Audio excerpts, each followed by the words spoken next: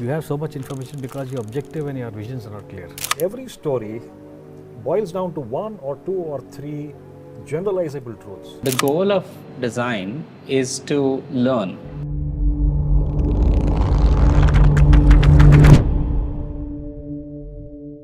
So, welcome to the SigChai podcast, where design and human-computer interaction come together in a warm, thought-provoking conversation. Joining us today is Atul Khola. And you'll be living under a rock if you don't already know him. Who has been a key member in the design teams at companies such as Topper and Cultfit, and most recently a lead product designer at Red. He's also the founder of Design Truck, which has grown into one of India's largest design community with more than over 25,000 Discord members. So, Atul, we got to know you have started your own thing, you have shifted to Dubai, it's a new life, a new journey. Yeah.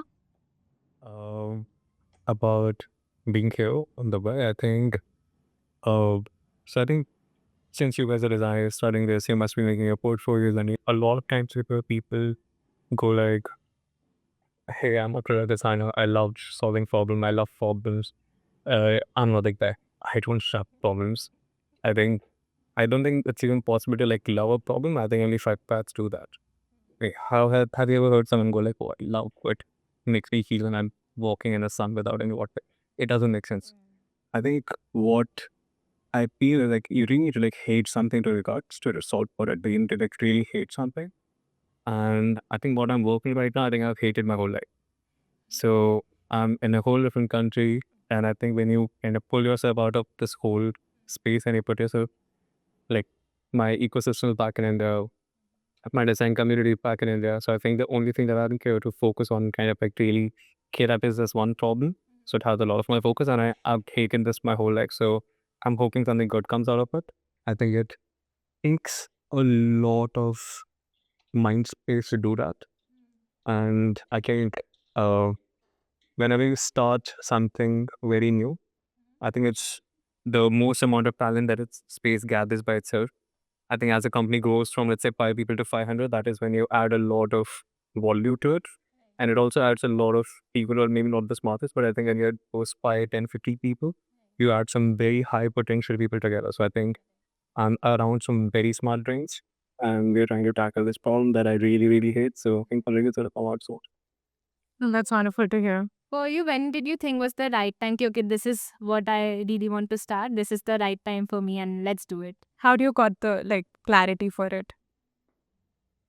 No, I think what I realize is I'm way too late for this. I think you guys are the right time to do it. When you look around, like with the space and AI, there are people who, like some 16-year-old kids, made some random startup, they're already millionaires. Like, I should be worried, but you guys should be worried more. You know, seeing people your age who are like doing it out there.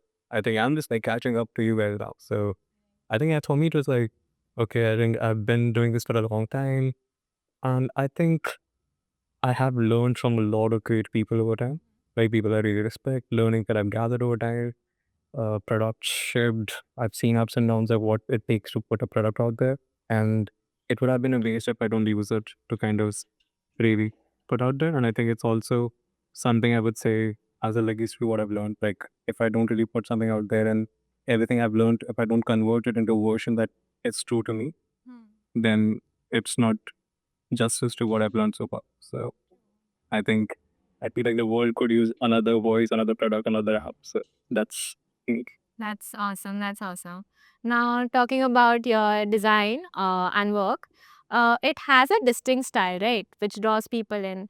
It is something that we all of us as designer aim to do, having a distinct style. So, could you just walk us through how you found a style that feels you and just clicks? I think I found, I think in the end, it's all about being authentic. It's just that you don't know that your authentic self is worth being shared outside. I think everyone at some point in their life will get a certain proof of that. And that's it's just not mean that everyone should go out and be themselves, because maybe some people should evolve a little more before they come out and they come out. I think it takes time to develop. Right. I think for me it was there was a point in time I think I'd moved to Cred, and like this is the best place I've ever been. One of the best people I've worked with, a space where I don't think I'm gonna get done with my learning anytime soon. Every single reason why. Okay, have you guys done internship? Till now? What was one thing that you had to do before getting an internship? What did you share with your potential employers? Resume. And also pitching yourself, like, we know this, and you pick it along the way. Yeah. Yeah, so it all comes down to like pitching yourself for your resume, like a way that you present yourself. Now, and it usually happens when you were had to apply, let's say you have internship 2 months later.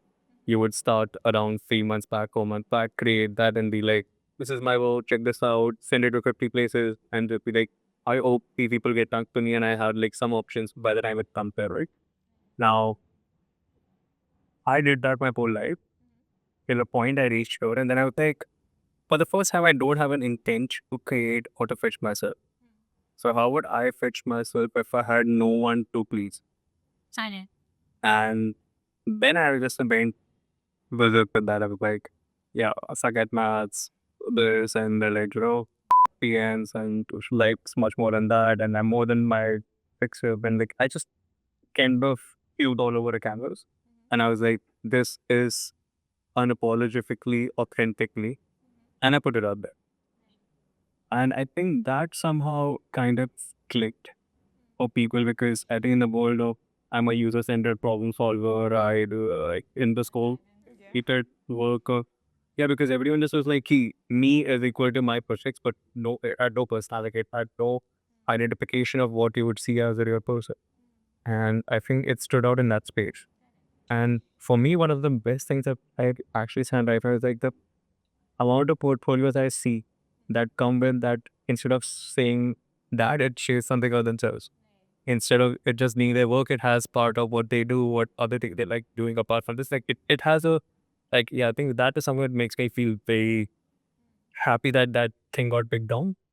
But for me personally, what it did was there was something about having this voice of yourself that you could put out there and had a way that people started recognizing it. And I think then it started going through pretty much everything that I did because for me that was a validation checkpoint that you know what, I think it's worth. So because every time that's even this podcast, right? You have some amazing people out there talking about design and how they go about it. Why do you need another person to go out and say that or all they think about it? Like the world, why does the world need the voice? That question stayed with me for a long time. And it got answered that way. I was like, you know what? Maybe it's something worth listening. Maybe the way I think is worth listening. So yeah, let me go try that. I think then it kind of found its language. It found its alphabets, how many words, like in the whole design space, like however I could kind of represent myself. I think I did that. And I think it kind of worked out that Nice. Yeah. When you were speaking, it kind of reminded me that, let's say you're looking at yourself as a product. First, you have to understand the product completely to market it, right? In a way. And adding on to the marketing part, networking is a big part of personal branding, but it's always never clear like how do you actually do it. So how do you go about building relationships in a professional setting that people remember and not forget you? I think a part of this is authenticity. And just because of that, I'm gonna be honest, like I never attended any meetups, anything when I was on the other side of the pond. Okay. Like for me, it was like, why the would I go and sit in a random set of designers on my weekend when I did back the whole week? Like I was literally with the same people talking about the same shit. Why would I spend? I would rather go out party, stuff like fun, sleep if I have to the whole day, watch a movie. Like I do anything but be around designers on my weekends. But then I was wrong back. But for you guys, I've realized like I don't know what makes you show up at these places because now I'm on the other side and I'm like, it's a Saturday. Mujhe, I have too many opinions about anything. So I love speaking, I love talking, I like writing. I'm going to just go and do that. But what are these guys doing? But I could never make myself do that. So firstly, I'm like, some respect, but I'm like, okay, there's definitely a lot of intent. And I think over the span of time, I've realized something that networking does not mean the same thing for everyone. Right. And a lot of people feel like it's not their case. Like, trust me, like everyone wants to be in that space in the community. They want to, right? But a lot of people feel like, I don't know, I don't feel like I belong to this space because maybe I'm not as curious. I don't have as many questions because asking good questions is actually A skill. it's a skill. It's not that easy. Like, how can you make someone think? Like, it's so much integrated in human psychology. We take it to like you. Like, I can simply, when I meet you for the first time, I could ask you like, "Oh, how was your day?" And it would be something in your brain what it catches on is like, "Oh, I woke up, I did this, nothing interesting." I'll call a question with an answer. But you just say like, "Yeah, some work." But I could be like, "Okay, what's the most exciting thing you're working on right now?" And your brain was like, "Oh, technique, look at the dopamine peaks, exciting, exciting, exciting." Like suddenly that conversation takes a whole different charge because you tap onto other person's brains. Aha. Right. Asking questions is a beautiful skill that we usually don't think a lot about. And people think that, okay, if I don't have that, maybe I don't belong in the space. But what I figured out like 5 or 6 different personas of people. And so when I'm speaking on the stage, some of these folks, they look in your eye, like they're like looking at your eye and they're like so like coupled up. They're like, okay, ye insan sun rahe. And at one point, these people become your like you sing at the whole cloud in a very blank way. But there's one person that you're like in a constant eye contact with, and that person becomes your guy. Like you're like you're getting it right. Like I hope this makes sense. And like yeah, this is amazing. I've seen those kind of people, and they have questions. They'll raise their hand. They'll be like this. They laugh at your jokes. You're like I love it. And then there are these people who are like looking dead in your eyes, and you're like, is this person getting us? I'm not sure. Like why is he staring? Like where is he looking? Like I don't. Like, it's very weird. You're very stoic. But I don't know. You can't get them, but they will come with the most insightful questions. Like they would come and they would have something thought so deep, and like this person is weird. And then there's some people who will be around. You can see them. Like I think I personally have a women peripheral eyesight, where I can literally see someone looking at me. I'll go. Like I just know कोई नहीं है. मुझे पता चल जाता है. And I could see this person exists all around, but ये पूरे उसमें ना they will not speak a word, but the point that they're about to leave, they will come with 7 different questions like, but ये बताओ, ये बताओ. I'm like, you've not done this before. And then there's some people who will be there, you know, they have been there, and then they text you after the thing with a very nice set of things and some questions that have made sense. And I'm like, okay, when we think about networking, we think about this over enthusiastic, optimistic, EMPF category of people who are just all around, hopping out with excitement, asking questions. Doesn't happen. And most of the people who have not been to those environments, they feel like everyone's that. But for anyone who feels a bit challenged to like be in those spaces, it has literally every kind of person. And people find their best way of being. Then sometimes they're in phases. People move from this space to this space to this space. And I think that's just how you be in that space, right? I think it's something that you evolve into eventually. But it should not intimidate anyone to like kind of feel that way. But what I realized is networking is very much like marketing. Like if Picasso created amazing paintings and always just let it be in his own house, you'd never know about it. You have to like put yourself out there. Like sometimes when I've spoken to someone who has shown their work versus someone I don't know exists, if there's ever an opportunity that I feel like I need to find a person, I'll know that guy. Just because I never knew about you. So networking in today's age is important because that's just how this whole thing works, right? Like Visibility the into people that know. I don't know someone I don't know. I can't say it like that. And if I have to like Haley, if I have a certain thing that okay, I have this Porsche, who do I map it to? I will only give map it to people who first, like the lowest bar is I know them. Second bar is they're good at what they do. Third is I have high trust and reliability on them. Like at least be here. Correct. At least be a space that everyone knows you. Keep on growing till your skill is at par, and that will happen with time. Like that's the only way it can go, right? Like you put stones in a well, what's going to come up? That's just how it works. And eventually, just when you keep on doing both these things better and better, you eventually become a person with high trust and reliability. And that's when like you get the full fruit of it. But if you never do this, then you can never move up the website. It just makes sense that in today's age, if you're a designer, network.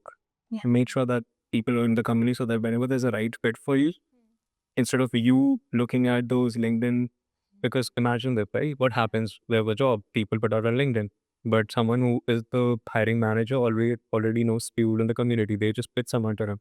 And if someone comes to me through someone I know, I'm like, oh, this person gets that what do you say, borrowed trust from the person who told me about them. So it works that way, right? Yeah. So yeah, it's worth being in that space. So I'm someone who really likes going in networking events, but I think showing up in events is like one thing for sure. But how do you effectively network? Right. Obviously, there's a little bit of luck. You don't know the people you're going to meet. There's always a thing of luck. But still, as I'm going through different events, how do I understand? Okay, this is what is working for me, and this is what is not. So how do I map that out, or how do I improve my networking skills, if I must say? I don't think marketing can ever overpower substance. Like marketing at best can do is, I might like you a lot. It's like, oh, I like this person a lot, but I'm drowning. I still need someone who can save me. Just me liking you is not gonna, me depend on you. Right. So I think while networking can make your chances better, it cannot replace substance. Hmm. I think I have met some people, I've cracked jokes with them. Some people I've met at literally all my uh, meetups, and I know them by name and everything. But if I need, let's say, a visual designer for this project that is very close to me, and if I know they're amazing as person, but maybe not that great as designer, they'll still not be on top of that list. Makes sense. So I think if you think your work can, you have enough substance, then I think even if you just shows, like, I think everyone who showed me their work, which I felt like just so good, I'm like, I'm gonna note this person's name. I'm gonna remember them because when I need that person, I'm gonna reach out to them directly. But there might be people who have networked really well, but that still does not cut for living at them. So I think it is not like how do I accentuate this person. It's about like how do you make your skill, and marketing will make you reach the right places. I would not say that like I just don't want this to be what like go market the person that already building that the substance is impressive. Only then marketing you can be a thing that can help. Only then networking helps. Also, adding on to that, so when you say about substance, it also goes for a company's value also. So, like when we are starting out, what should be our aim? Like, I think in one of your podcasts, you had said that we should water the right plants. And, like, in order to understand our growth, where, like, should money be our focus, growth be our focus, or finding the right mentor be our focus? Like, how do we put substance? Like, where do we put substance in these three buckets? कई बार मैं क्या क्या बोल रहा था मुझे याद नहीं रखते say what are three buckets again? I was just saying that, like, as designers, we are starting out right now. We are budding designers. And now, what should be our aim while looking out for opportunities? Should money be our focus? Should growth, like, we are learning a lot, like, the work is very stimulating and challenging? Or should we be looking at right mentors? Like, the person teaching there is a really great mentor. Like, I would learn a lot, but money is not there. And maybe the work is not that challenging. So, ideally, we want all three of it, but that intersection is very difficult to find. So what should, like, yeah, starting out, what should we aim for? I think this is not about what you can get. I think it's all about what is okay to not have at what phase. I think when you're pretty young, right, say like out of college, your needs are a bit limited. You still have certain amount of support. You have not completely, I think, taken on responsibilities of like your parents, partners, and all that stuff. Now that is a space where maybe you can give up a little on the money side of things, because I'm assuming this is a situation where something is coming at the cost of the other, right? So if you think about that, then let's say if I have to give up between a great mentor, good work, and money, in that phase, maybe I'll give up on money. And not because money is not important. Money is very important. The only reason I would do that is because I don't want to give up on money later, because these are also like this is directly uh, correlated to my growth. Like I need to get on a good graph of growth sooner than later.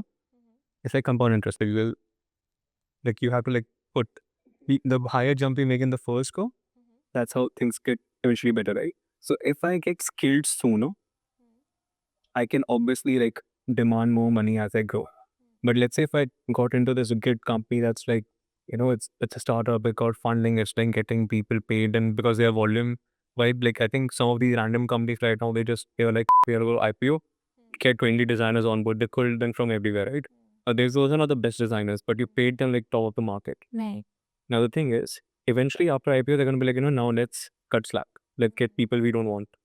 Now you're at the top of the market in terms of what you're getting paid, but you didn't do great work. You didn't have great mentors, so your growth didn't happen. The next person who has to hire you, they're like, why would I pay this person an incremental amount? Because his skill is very mid. Right. Yeah. Does not, it does not make sense to pay this there. So now this person is stuck. And sometimes I have seen people getting stuck in a job that they don't like because no one else would pay them more. I think that's a very low. Rather than that, I would rather invest in getting skilled early on. Correct. I'd get like a crazy ass mentor who has seen this whole journey multiple times. I would grow with them with their mentorship. I would get to work on some crazy, let's say in today's world, AI and all of this space. I had to work on the front of the tech. At the end of this, even if let's say I don't make a good amount of money, what I would have is a great experience, a great set of projects, and great skill. The next time I have a badass portfolio. The next time I go to a company, I'm just gonna simply be like, okay, this is my work, this is what I'm in, this is the market median. I want to get paid around here. I would make that happen easier than being at a place where the other two things are but I'm on a high skill and now I don't know where to move next. I think instant gratification is high when you prioritize money early on, but long-term gratification does not work. Ideally, get all three. But if you have to maybe give up on something, maybe early phase, money is what you would give for.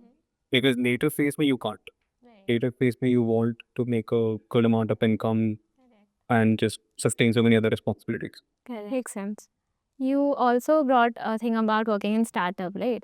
So I think one thing that I've observed is that when you're in a startup with a small team, usually you work on a lot of things together. So maybe you are not doing very detail oriented work, but a little bit of high level thinking and kind of overviewing a lot of design aspects. It's not just like one small thing. When like you might not know the very basic foundations of design maybe. Where like let's say you're not building a design system because you have to ship products really quickly. So what are your views on that? Should we as a designer learn from ground up, or should we start from a little bit of Funneling down. funneling down? I think it's a very founder related, like it's a founder driven approach that way. Like I don't think design is supposed to be done that way. Just because you are like there was a point in time in world where there is the concept of MVP, which was minimum viable product. Let's say if Sui had to exist back then, they were like, okay, you know what? Everything else, show 10, we don't create multiple features. There's no search. I will just show 10 restaurants around you, order from that, done. And nothing has to be polished. Everything can just, just make wireframe and stuff. It just has to work. It has to be super functional. I think, and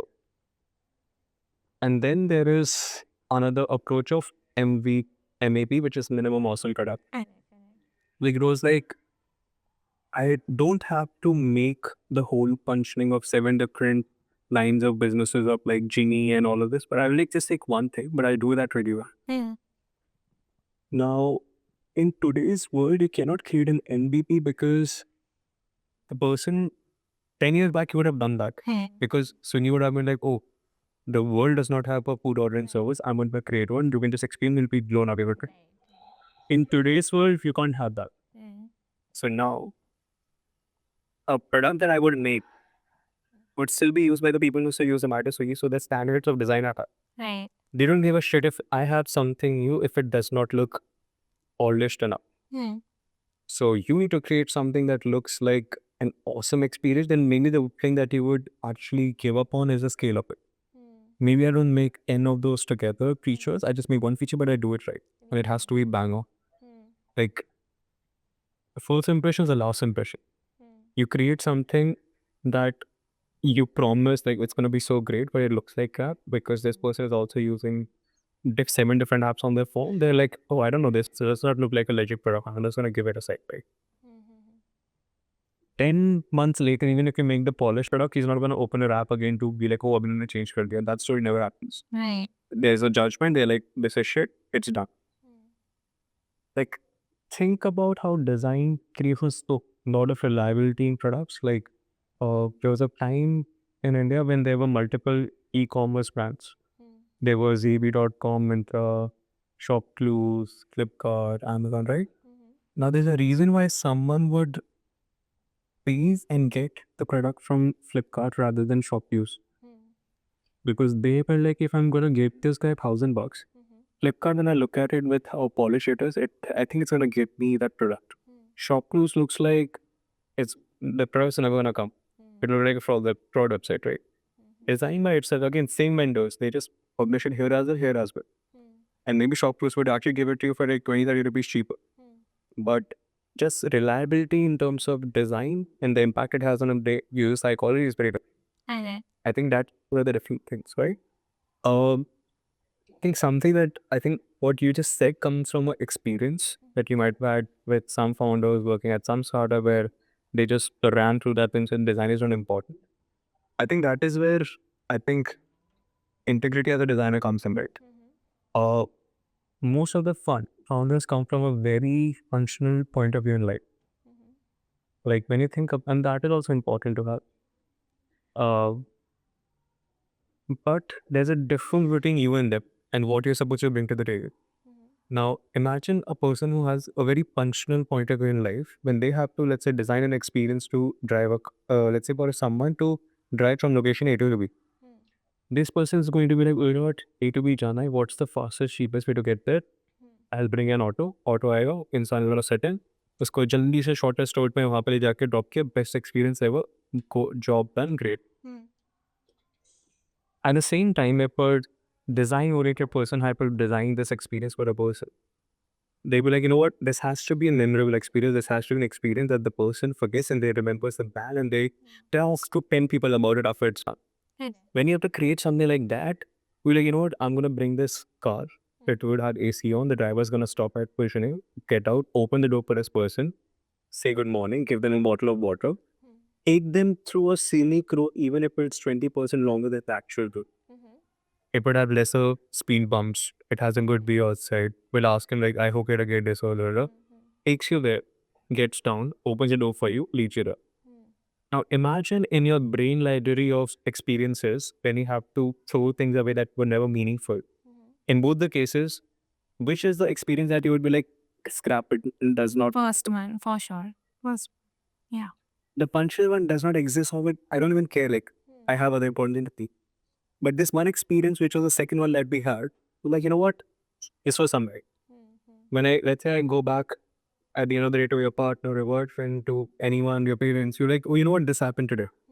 That's literally how brands flourish. That's literally how you create a dent in the person's mind, because that's what a designer can do. Right. A person who has such a transactional, functional outlook towards life can never even think about it or can create it. But only you can do that. Because when they look at your design, they're like, looks good but takes time. End में button है, करेगा तो tap ही. क्यों करना है? Button square बनाओ, आगे बढ़ो, right?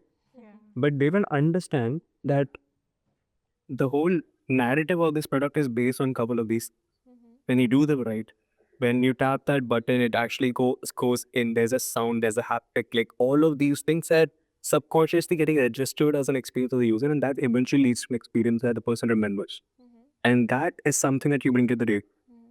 So again, it's harder to negotiate these things earlier in your career, but don't start wheeling on the other side of the story. For sure. Like, so narrative, the day you get implement it, but never get pulled into that. Right.